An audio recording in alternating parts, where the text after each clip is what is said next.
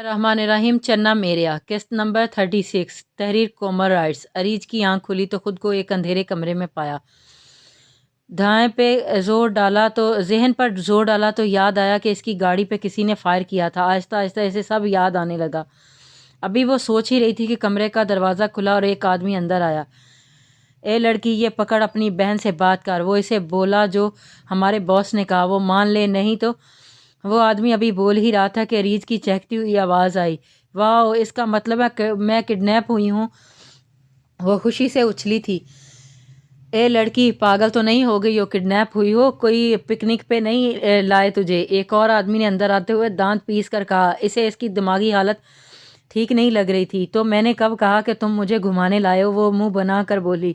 वैसे एक बात बताऊं आप लोगों को, सच्ची मेरा तो बचपन से ख्वाब था 4-5 तुम जैसी गंदी सी शक्ल वाले किडनैपर मुझे उठा कर ले जाएं और मैं मजलूम हीरोइनों की तरह रो रो कर तुम्हारे नाक में दम कर दूं और फिर मेरा हीरो आकर मुझे तुम सबसे बचा के ले जाए। लेकिन हा हा, वो मासूम चेहरा बना के कहते हुए आखिर में एक सर्द आह भरी और बात अधूरी छोड़ दी। लेकिन क्या? एक आदमी ने हैरानगी से सवाल किया। दूसरी तरफ अरुष, जो फ़ोन कान से लगाए खड़ी थी, अपना सर पीट कर रह गई। वो कैसे भूल गई अरीज क्या चीज़ है? क्या बताऊं ब्रो, मेरा हीरो ही बहुत निकम्मा है। इसलिए अब मैं जितने दिन यहाँ हूँ मेरी अच्छी तरह से खिदमत करो। तुम सब मुझे लेने कोई नहीं आने वाला। क्या बताऊं अब तुम सबको? मेरी माँ तो शुक्र कर रही होगी जान जो छूट गई इनकी। मुझसे तो कोई प्यार ही नहीं करता। अच्छा किया तुम यहाँ उठा लाए तुम लोग। और वो मज़े से बोलकर दोबारा बैठ गई। सामने खड़े लड़कों को इसकी जहनी हालत पर शक हो रहा था। बेचारों को जीके का भी डर था। इसने सख्ती से ऑर्डर दिए थे कि इस लड़की का ख्याल रखा जाए। इसकी बातों से तो वो पागल होने वाले थे, लेकिन जल्द ही खुद को संभाल के बोली, ये अपनी बहन से बात करो। एक आदमी ने कहते ही फ़ोन इसकी तरफ बढ़ाया। हाँ, अब आ गई है बहन की याद? रात जब मैंने चॉकलेट मांगी थी तो तब तो सारी ठोंस ली थी तुमने और हादी ने। अब मैं भी इनसे मंगवा के खाऊंगी। क्यों भाई, ला के दोगे ना मुझे? अरीज ने कॉल स्पीकर पर डाल के सामने खड़े आदमी से पूछा। जी जी, ला देंगे। वो आदमी जबरन मुस्कुरा के बोला। तुम जहाँ हो वहीं रहो, मेरी चॉकलेट पे नियत रखने ना आना, वरना मैं गंजा कर दूंगी तुम्हें। और हाँ, बता देना अपने इस भाई को मैं इस वक्त 1 मिनट। भाई, ये कौन सी जगह है? अरीज ने अरूश को सबर बोलकर सामने खड़े आदमी से पूछा। इस्लामाबाद से दूर एक छोटा सा फार्म हाउस है बहन, इसने अरीज की तरफ देख कर जवाब दिया। हाँ, सुन लिया तुमने। अब यहाँ किसी को लाने की ज़रूरत नहीं है और दोबारा बात ना करना मुझसे। अरीज फ़ोन पकड़ाते ही शुरू हो चुकी थी, जबकि दूसरी तरफ अरूश के लबों पर मुस्कुराहट आई और समझ गई थी अरीज मैडम क्या कहना चाहती है। लो भाई, इसने फ़ोन एक आदमी की तरफ बढ़ाया। मुझे भूख लगी है, जल्दी से कुछ खाने को ले आओ। फ़ोन देते ही हुक्म जारी किया था। मैडम, आप यहाँ किडनैप होके आई हैं? इसने एक बार फिर इसे याद करवाया। हाँ, तो किडनैप होना कौन सा आसान काम है? अब इतने मुश्किल से यहाँ तक लाए हो तो कुछ खाने को भी तो दो ना, वरना मैं चली। वो उठते हुए बोली। रुक जा मेरी माँ, बता क्या खाना है? इनमें से एक आदमी ने इसकी तरफ देख कर कहा।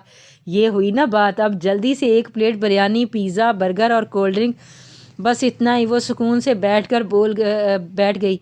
बस, इस आदमी ने बेयकीनी से सवाल किया। हाँ, सुकून से जवाब आया। अरहम भाई, वो रही अरीज की गाड़ी। अली ने सामने अरीज की गाड़ी की तरफ देख कर कहा। अरहम ने जल्दी से इसकी गाड़ी के पीछे अपनी गाड़ी रोकी और वो तीनों उतर के गाड़ी के पास आए। भाई, अरीज नहीं है और गाड़ी में खून लगा हुआ है, कहीं अरीज को कुछ हो ना जाए। अली ने जब गाड़ी चेक की तो अरीज को ना पाके वो और परेशान हुआ। फिक्र ना करो अली, वो हमारी बहन है, हर हालात का सामना करना अच्छे से जानती है। वो जहाँ भी हुई ठीक होगी। अरहम ने इसे तसल्ली दी थी। अरहम भाई, अरूश ने लोकेशन भेजी है, हमें चलना चाहिए।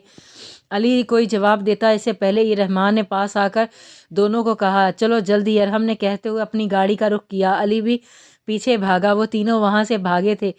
अरीज ने चमचा भर के मुंह में डाला और देखते ही देखते सब कुछ खा चुकी थी। वो सब लड़के मुंह खोल के हैरान खड़े थे। इनकी समझ से बाहर थी ये लड़की। उफ, कितना खाती है ये लड़की। इनमें से एक मुंह में बड़बड़ाया। अरे आप लोग भी खाएं ना, अरीज ने सामने खड़े लड़कों को कहा जो इसे खाता देखकर हैरान थे। इन सब ने बिरयानी की प्लेट की तरफ देखा जिसमें एक चम्मच बिरयानी भी पूरी नहीं होगी। नहीं शुक्रिया, इनमें से एक जबरन मुस्कुरा के बोला। फिर मेरे खाने पर नियत ना रखो, वो मुंह बना के बोली। कितना खाती है ये लड़की। इनमें से एक ने दूसरे के कान में सरगोशी की।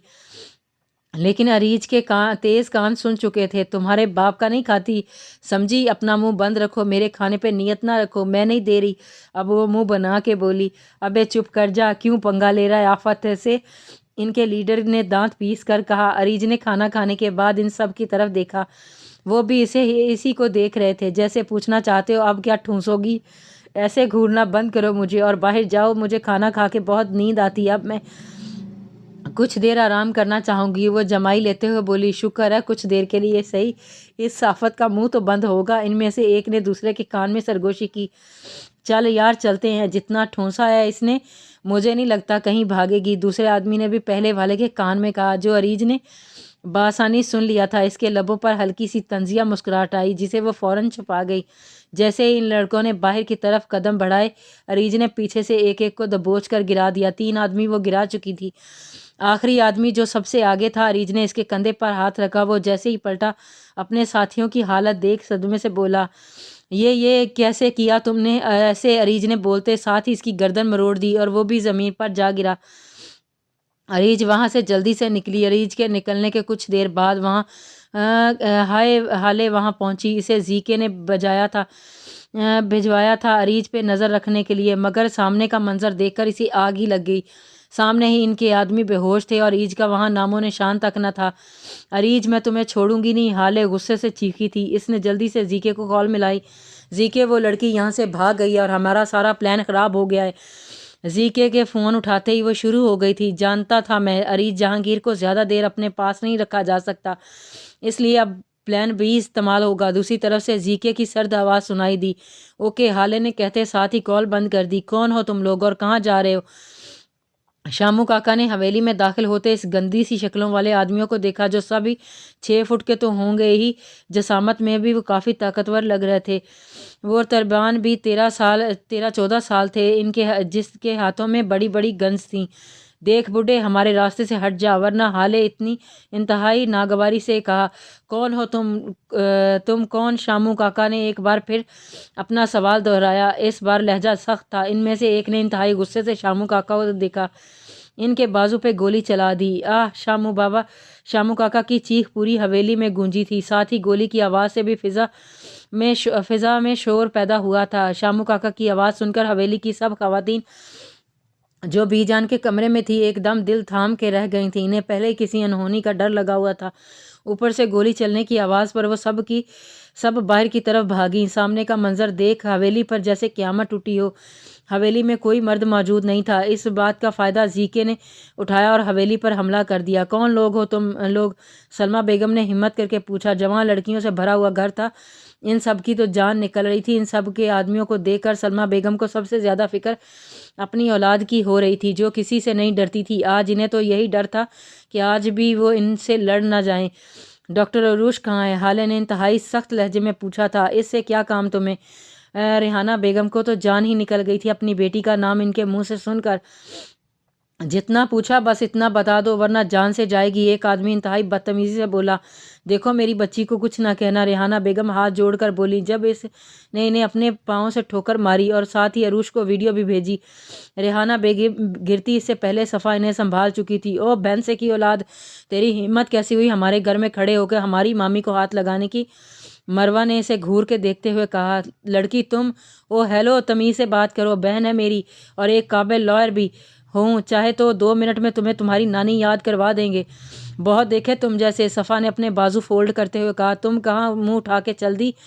نظر نہیں آ رہا ان کے پاس ہاتھ میں گنز ہیں؟ کیوں مرنا ہے مارنا ہے تم نے؟ اور بھائی آپ لوگ جاؤ، جو چوری کرنا ہے کر لو، مگر پلیز میری آئس کریم نہ لے کے جانا، اسے چھوڑ دینا، وہ میرا پہلا اور آخری عشق ہے۔ حیا نے صفا کے بازو سے پکڑ کر اسے روک لیا، شان بے نیازی سے سامنے والوں کو چوری کا حکم بھی دے دیا۔ بازو چھوڑو میرا، دماغ سے پیدل لڑکی اپنی آئس کریم کی پڑی ہے اور تم لوگ ایک باپ کی اولاد ہی تو مقابلہ کرو مجھ سے۔ گن پکڑ کے تو کتا بھی خود کو شیر سمجھ لیتا ہے۔ صفا کا بس نہیں چل رہا تھا، وہ خود کو چھڑوا کے سامنے والوں کا حشر کر دے۔ اف، یہ پاگل لڑکی، بیٹا سنبھالو اس کو، یہ وقت غصے سے کام نہیں لینے کا ہے۔ ریحانہ بیگم نے ساتھ کھڑی مروہ کو کہا، جو فی الحال سارا تماشا دیکھ رہی تھی۔ ہاں کچھ زیادہ ہی گرمی ہے اس خانزادی کے خون میں، چلو تمہاری یہ خواہش بھی پوری کر دیتی ہوں، چلو میرے شیرو نوچ لو اس چڑیا کو۔ حالے نے چہرے پر شیطانی ہنسی سجا کے اپنے پیچھے کھڑے آدمیوں کو آرڈر دیا، یہی حویلی کی عورتوں پہ جیسے پوری حویلی آ گری ہو۔ نہیں نہیں پلیز میری بچی کو کچھ نہ کہنا، ابھی نادان ہے۔ میں معاملہ اف یار مما جی یہ ایموشنل ڈرامہ بند کریے، 4-5 لنگور ہمارا کچھ نہیں بگاڑ سکتے، میں تو دیکھوں کیسے ہاتھ لگتا ہے یہ میری بہن کو۔ سلمہ بیگم کو ہاتھ جوڑتے دیکھ کر مروہ کا ضبط ٹوٹا تھا، اور وہ کہاں اپنی بہن سے کم تھی۔ بالکل آنٹی، آج اگر ہم نے ان گندے انکلوں کو ان کی نانی یاد نہ کروائی تو میں پورا ایک دن آئس کریم نہیں کھاؤں گی۔ حیا نے بھی اپنی محبوب کی قسم اٹھا لی تھی۔ سلمہ بیگم کا دل کیا اپنا سر پیٹ لے، جیسے تھوڑا بہت سمجھدار سمجھتی تھی، آج وہ بھی صفا کی طرح غصے میں غلط موقع پر اپنی زبان کا استعمال کر رہی تھی۔ عریج وہاں سے سیدھا عروش کے پاس آئی تھی۔ عروش جو عریج سے مل رہی تھی، اس کے موبائل کی میسیج ٹیون بجی اور اسے تھوڑا دور گئی اور موبائل چیک کیا جس میں ایک آڈیو آئی تھی۔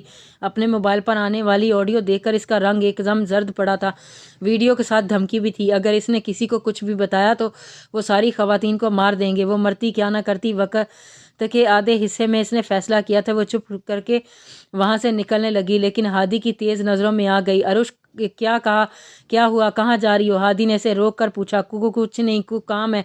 مشکل ہی خود کو سنبھال کے بول پائی تھی۔ جاؤ پھر، ہادی نے اسے دیکھتے ہوئے کہا، اور پھر عریج کی طرف دیکھ کر آنکھ سے اشارہ کیا جیسے سمجھ کے وہ فوراً وہاں سے غائب ہوئی تھی۔ عروش وہاں سے سیدھا لیب میں آئی تھی، اور جہاں بلو پرنٹ چھپایا ہوا تھا اس نے کیسی مصیبت میں پھنسی تھی۔ ایک طرف پاکستان کے ہزاروں لوگ تھے تو دوسری طرف اپنی فیملی اور وہ ماں جس نے اسے جنم تو نہیں دیا تھا مگر کبھی پیار میں کمی بھی نہیں آنے دی تھی۔ خود کو بیٹی سے بڑھ کر اسے چاہا تھا۔ آج عروش جہان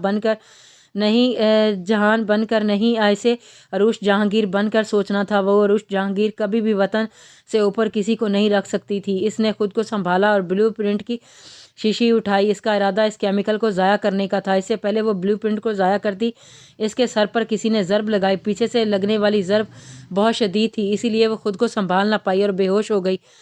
پیچھے کھڑے انسان کے چہرے پر طنزیہ مسکراہٹ آئی۔